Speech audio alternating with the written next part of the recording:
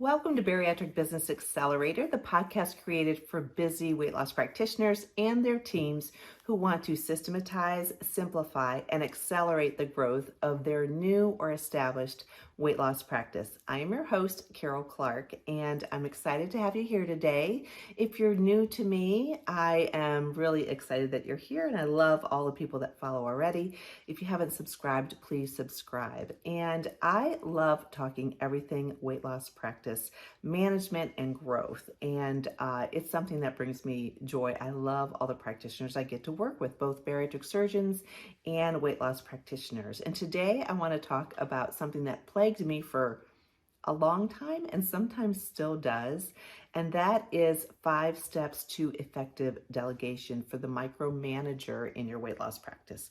And coincidentally, if you're actually watching this, it is either you and you know that deep down, or you work with someone who's driving you crazy because they're a micromanager. So we want to get to the bottom of this. And I was a micromanager literally for the majority of my career, quite frankly, until probably the last decade. I have done so much better with delegation. I have a little bit of a perfectionism in me, and I have to struggle with that to tell myself sometimes done is better than perfect. I like to make sure that I review things numerous times, but anyhow, I have been the bottleneck. So I guess what I'm saying here is the first step is to do a little bit of self-evaluation and see if you might be part of the problem for why you're not delegating. In all likelihood, you are. And it can just be a learned habit that you have. You may have that perfectionism in you.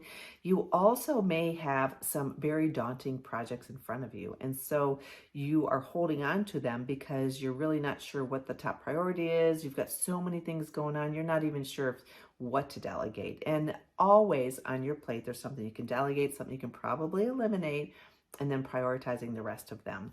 Sounds simple, I know. It's really hard in practice, particularly if you have a habit that you've formed in terms of micromanagement. So meaning that you have a hard time delegating, you are overseeing, you delegate something, but then you are so closely attached to it that you never let the person do it their way. You never let them have contributions, and you drive people crazy. I've driven people crazy.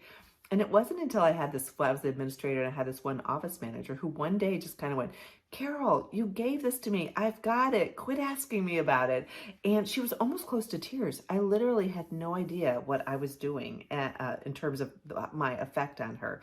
Sometimes we have to have one of those moments, but it changed a lot of things for me. And I'm very careful about this now. So the first thing is to do some self-evaluation in terms of why is it that you're holding on to everything. Is it a power thing? Is it because you're overwhelmed? Is it a procrastination thing and you're not really sure what to give away? But that's your first step. The second step really is to see what is it that you want as an outcome in terms of, let's say you decide you're going to delegate something. Once you decide you're going to delegate something, think to yourself, what is the outcome that I desire most? So what is it that you want this to look like? So let's say you're outsourcing something like, the creation of a patient referral program or a creation of a new revenue stream in your practice. And it's just a little overwhelming. It's daunting. What's the outcome that you want? Or perhaps you really haven't been tracking your finances as well as you want, or your marketing return on investment for your dollars that you're spending or for the time that you're spending. And you know that that's a project that needs to be evaluated and you need to take a peek at it closer. So you need to put those metrics in place.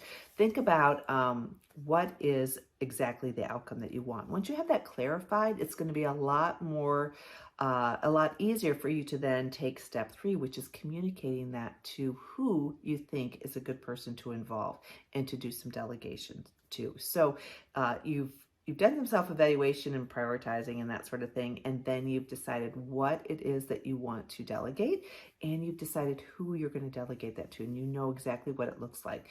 Meet with them and talk to them about what exactly that you want. And depending if you pick the right person, you can probably increase their likelihood of just doing a job that she asked me to do versus ownership. So if you give them the outcome and you tell them, I want this new patient referral program designed first, and then I want to make sure that we're getting at least 4 new patient referrals in a month. You've set that. So then you meet with the person you think is going to be ideal to take this on so that you can move on to the next thing. And you're going to work with them, especially initially, of course, based on our personalities, we always work with them, but they may have really great ideas, and you kind of set that outcome that you want, and then you work with them to develop a system. What's that going to look like? So if you create a new patient referral program, what does that look like? How are you asking patients? How can they submit their referrals? Is there an incentive involved or not? All those sorts of things you can then work through and design the system and then implement the system. Once it's designed, then it's just a matter of, after that, just kind of implementing it, documenting it as your SOP or your standard operating procedure. And then give it a little bit of trust. Give trust to the team member that you just created this with, or that created it and presented options to you. And then trust and give it some time to see how it works. It's so much easier than to just come back, measure what your outcome was, and tweak things along the way. So those are the top steps for effective delegation. First of all, taking a look at yourself, what it is, why it is that you're not delegating, and why you're micromanaging. Is it a trust issue? Is it like a power issue? Is it an overwhelm, procrastination? There's so many different things that can play into it. Identify that. You're going to make your life so much better. Then you want to know what it is that you're going to delegate. What's the exact outcome that you want? What does it look like? What is it? How are you going to measure it? Who's the best person to help you? Sit down with them, share with them what it is that you need to get accomplished, get their feedback, work on a system together on how to make that happen. Or if they say, oh, I love this project, I'm going to take it, I'll bring back to you two different options, or however many, of how we can put this into play. I'm going to map it out, and this is going to be great. You'll get people that all of a sudden you just open their creativity, and they are so proud because they love the practice, they love the physicians, they love being a part of that, the patients. They want to take something and run with it and create something. They want to do good. So who's the best person? And then implement that system, help them if they're having struggles, develop a standard operating procedure around it, trust that what you've created is going to work, give it a chance. And then you just have to tweak and measure it, and then tweak as you go along. The more, if you start with just one small project, I promise you, one small project that you can delegate and you can see how this comes to fruition for you, it is like a huge weight being lifted off of your chest. I am not kidding you. I've done this same system for implementing lipo B injections, taking our revenue sales from nutrition products, getting them doubled with having someone who is all about that, creating patient referral programs, implementing membership programs for the practice, implementing new marketing systems in the practice, and even in Weight Loss Practice Builder. Dawn and I work very closely together. We've worked out systems. I share with her what sort of a to-do, I put it in, we use a program that we actually have everything being tracked for all the practices that we work with. We can see everything real time right in there, but I still go back, and this satisfies my need and hers. I still, on Sundays, I'll typically, you know how you're planning for your week and you're organizing it, I'll still send her a little like summary of what my highest priorities are for this week that I need her to do for me. And she is all about it. She takes it and runs with it. I never have to worry, like, did she get what I said? I'm clear. I try to be as clear in communication. She's very clear in terms of getting things back. We have one place that we communicate in.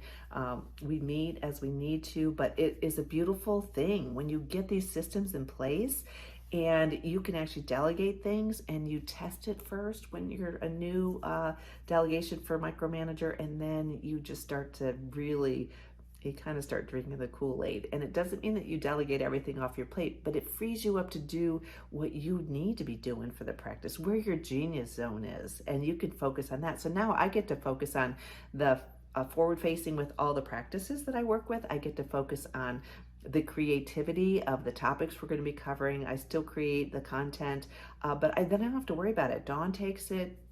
She does a lot of the creative work behind the scenes. She does all my video editing. She takes care of social media calendars for ourselves and for our practice here and for other practices.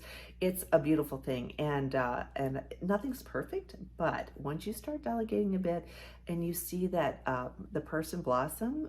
If I turn back now and I try to micromanage, I drive myself crazy and once again my team crazy. So let's not do that. Let's do less of that. And if you want to have a chat about what it is that's going on in your practice, reach out to me, Carol, Karol, at weightlosspracticebuilder.com. This if it's your reality already, way to go. If it's not your reality quite yet, it can be. So if you want to work together to make that happen, let's do it. So in the meantime, you take care and have a great day.